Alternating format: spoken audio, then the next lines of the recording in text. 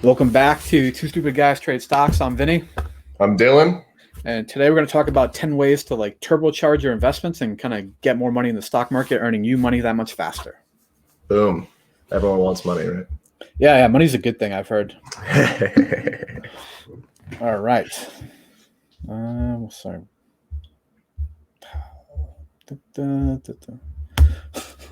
Sorry. There we go. Perfect. Yeah, exactly. Except for that, that's actually supposed to be the last slide. The last slide. It only gets better from here, guys. Yeah, exactly. Sorry about that. All right, so we're going to talk about some ideas on how you can kind of basically turbocharge your investments by trimming your budget and finding some extra income. So this is kind of basically what it comes down to: two buckets, right? You can start saving, you can decrease your overhead, or you can start a side hustle and kind of increase the cash flow. Exactly. Right. And I've done multiple of these side hustles that we are going to talk about. So nice. I know that it works.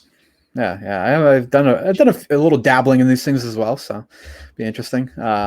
This is kind of one that I recently did actually. Renegotiating your bills. You'd be surprised that you call up companies, especially the cable companies these days. They're scared of losing everyone to streaming. They really are.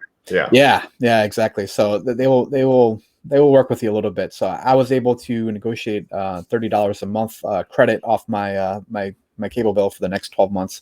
So that there was a $360 savings basically just by picking up the phone. It probably cost me about 20 minutes of my life.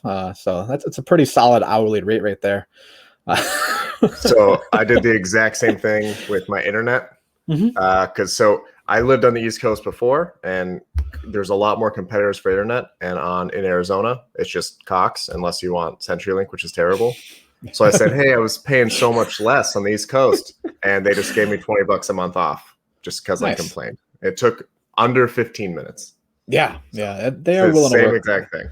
Because if you actually read some of the shareholder data, they'll talk about how much money it costs to attract new customers. They're literally spending thousands of dollars to acquire a new customer in the cable industry at this point. Yeah. So it always costs more to get someone else than to keep what you have. Yeah, exactly. And this is another idea. You can always kind of split subscriptions between friends. Yeah, I do this. Yeah, nice. I have Hulu and Netflix, and I only pay for Netflix. Perfect. Yeah, it's a solid deal.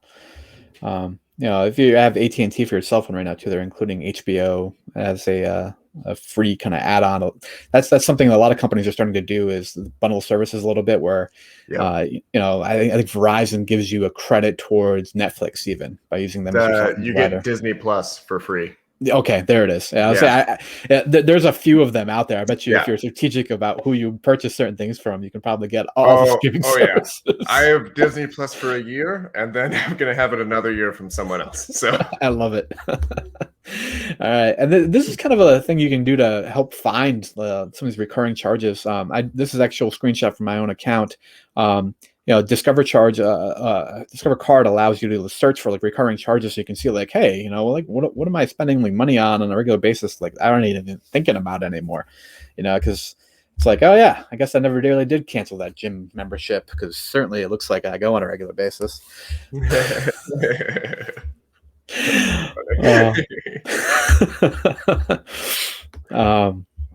But yeah, it's certainly something to look into. Hey, here's another one that's kind of started. This started out of the pandemic at first, because I certainly wasn't about to go out and get a haircut, with a plastic curtain surrounding me or whatever it was. So I had my wife help me out with a haircut, and I've since learned that even though I can't see half my head, I'm better off just doing it myself anyways. But that right there saves me about $25 a month. So you analyze that out, that's another $300 a year. I disagree with this one. No, I'm going to pay for my haircuts. We have different hair. Yeah. It's perfect.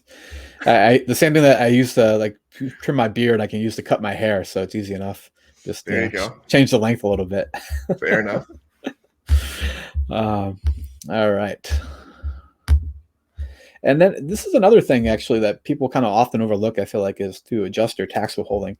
Now, at the end of the day, you are still going to have to pay the same amount, but if you're one of those people who expects annually a $3,000 to $5,000 return from the federal government, you are just making Uncle Sam a 0% interest loan for 12 months, and that is completely insane. It all depends on your own personal financial budgeting. But I think a swing within $2,000 out of the way is what I kind of target. So if I can, get a return of less than 2,000, or I owe less than 2,000, I think that's pretty well targeted in terms of having my withholding properly. You certainly can reach out to your HR department at your job to kind of see if they can help you out with the W-4 and figuring out where you should be. There's also online calculators you can use to determine what your optimal withholding really should be. But it's something to look at. There's some states, and I don't know how this is not illegal, but they can tax your tax return. So if you had what you're expecting, a $5,000 tax return, they can tax that, which is literally just your money. I think Rhode Island, at least when I lived there, was one of those states. Yeah, they. I don't know. It depends on whether or not you itemized your deductions. If you use the standard deduction, then it's any refund you get is not taxable. But if you itemize, then part of it can be. I don't know. It's ridiculous. We are definitely not accountants. Yeah, we should throw that in there. That's the one thing I pay someone to do. I don't know how to do it. Yeah, I do my own, but it's I don't know if I really should be. Mine's too complicated. Technically, I have a different first name, and I live in Cuba, so to figure that out. Yeah, that's a solid plan. It is. I appreciate it. So this is kind of the opposite side of the coin. I don't know, Dylan, do you want to talk about starting side hustles a little bit more? Yeah, so there was a time when I was very, very poor, to the point where I was just eating expired chicken and corn. So this is what I was doing. Me and Vinny went to a PA school, so we were pretty poor at some point. So these are some side hustles that you can do, and I know for sure that they work. So let's do it. I think you're presenting. You got to click it. Yeah, I gotcha. So if you have a rich neighborhood within an hour of you, usually they will have bulk day pickup once every month or once every 3 months. So you find a date, you go either the night before or at 4 a.m. You're going to have to wake up and, whatever. But we found a globe that we sold for $200. We found you can make an easy grand doing that if you're patient enough and you go to the right neighborhood. Having a truck really helps. I have a couple buddies who do this actually, and I don't do it anymore because now I work too much. But at the time when I was just broke, this really worked. So yeah, it's so awesome how many opportunities there really are out there. You can find free valuable items on all sorts of places, from Facebook Marketplace to Craigslist and that sort of thing. So there's a lot of value that goes completely unappreciated by people. And I say this later in a slide, but you should never throw anything away. You'd be surprised what you sell. I'll save it for the slide, but I have an example that I use. So this is garage sale hunting or Goodwill hunting. Garage sales easier. But basically, if you go to a garage sale, you find baby stuff, usually resells very high, tools, sports memorabilia and equipment. There are certain Hot Wheels, and there's YouTube how-to videos and all this stuff that you can sell for $1,000, and it's just the most ridiculous thing. There's certain toys that are incredibly expensive. Records are a good one too, vinyl records. So I went to a garage sale. You just look up the eBay sold category, not what they're posted for, what they already sold for. And garage sales will do usually 50 cents a record or vinyl. And if they ask for more, just say 50 cents and usually they'll take it. And you can usually get $10 for decent ones. You have 100 of them. You just made a lot of money. It's not that hard. Trading cards, Pokemon, Yu-Gi-Oh, that kind of crap. Cartridges for games, and more specifically action figures. I remembered a bunch of action figures that I had, so I asked my mom. I was like, "Hey, can we can I get these? Because I'm gonna sell them." She's like, "Oh, how much were they worth? I'm just curious." I was like, "Well, one of them was shark figure. I don't know. I saw it on eBay and it sold for $1,500, and she sold all of my stuff for $0.10 a piece. Wow, 10 cents an action figure. Oh man, yeah." I was pretty mad. So it works. You just have to go to the right place. My mom, she's selling stuff. Perfect.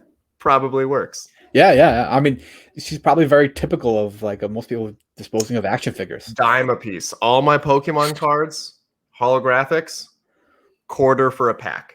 I was like, are you kidding me right now? Wow. And then you can scan books. You look up the code on the back and you can see what they sell for on Amazon. Mm-hmm. That's a good like Goodwill one. It's pretty solid. There's a lot of like YouTube channels kind of dedicated to this whole thing. I know particularly there's one called Harry Tornado that I watch. That's interesting. Where they'll do a challenge where over a month time he'll be able to find and resell like $1,000 net profit, basically. Yeah. Yeah, there's a lot of opportunities out there in this sort of realm. There really is. Yep. Okay, so this seems ridiculous, and I get it. It does. Because I have not done this one. My buddy currently is, and I'm shocked that it's working as well as it is. So apparently he noticed that there's a giant group of old ladies that follow Home Depot and Lowe's trucks around with plants, and they buy the plants off before that they even get to the store. Okay, so what he started doing was he just bought some plants and he started splitting them. And originally I made fun of him a lot for this. Now it's in my face because it's working. He has his own little, I don't even know what it's called. It's not a green room. I don't know. Agricultural area. Grow room, yeah. Grow room. He just splits off some of the plants into more plants and he just sells them, and he sells them immediately.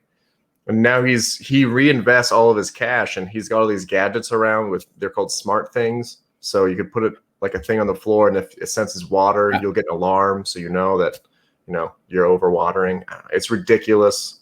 That's his room. I don't know. It's working though. So did he give you like an idea of like how much he's kind of been able to make off this? So far, everything he makes, he invests back in to like all the smart things. He has a completely now hands-free water filtration. So it's absurd. I love it. So when he stops buying stuff, I'm sure he can make a decent amount of money a month. Wow. I remember seeing a video on here at one point about a couple that was growing microgreens in their basement. I'm not really sure exactly what that is. They look like tiny green plants that apparently are edible. And they were generating profit of $10,000 a month in their basement selling microgreens. So screw stocks. Why don't we just do that? I don't know. I don't have a green thumb. See, that's fair. Not very green. That was a good one. What else we got here? All right. Yeah, this is kind of what we were talking about before, huh? Yeah. So free stuff. A lot of people are just trying to get rid of it. If you live by alleyways, it really depends on the state you're in. Some states, there's this thing called an alley behind your house, and it's where you can put a bunch of bulk stuff. About a month ago, someone put an outdoor metal patio table that was all kind of rusted. I literally took it he dropped it off, and I just kind of like grabbed it in front of him and put it in my yard because he didn't do anything. I sold it for $25 in about 15 minutes on Craigslist. Perfect. I just put it up and it was up. I sold like 6 toasters, and I know this sounds ridiculous because why would anyone want to really use toaster? I did $5 a piece. I just set it out on the front of my front door, and I just said, put money under the mat, and I made $30. I didn't do any work. Yeah. Just grabbed the toasters. So I made sure they worked, but. Yeah. Did you eat the toast? I did not eat the toast, but I also put in the description, hey, like this, it works fine. You need to clean it. Yeah. I'm not lying. Yeah. I actually know someone that does something kind of similar with furniture. That's another big one. Is you pick up like a nightstand on the side of the road, you take it home, you sand it, you paint it, and then you sell it for, $50-$75, and it was like literally free to you, minus the paint and sandpaper, yeah. And then you can use that paint and sandpaper on the next one. So it's the initial purchase. Yeah, exactly. It's definitely an area where you can make some cash pretty steadily, I guess you could say. All right. Dylan, you want to talk about some of these like gig economy kind of jobs? Gig economy? Yeah. What was the next slide? I don't remember. Yeah, you never heard of this stuff? Gig economy? That's what they call this. Like your Uber Eats and your Lyft and all that sort of stuff. Oh, is that what this is called? I'm not up with the lingo. My bad. Yeah. That's what the whole thing is called. Well, yeah. So you can drive for Uber, Lyft. There's like 15 food services now. I can't keep up to date, but Postmates, Grubhub. Exactly.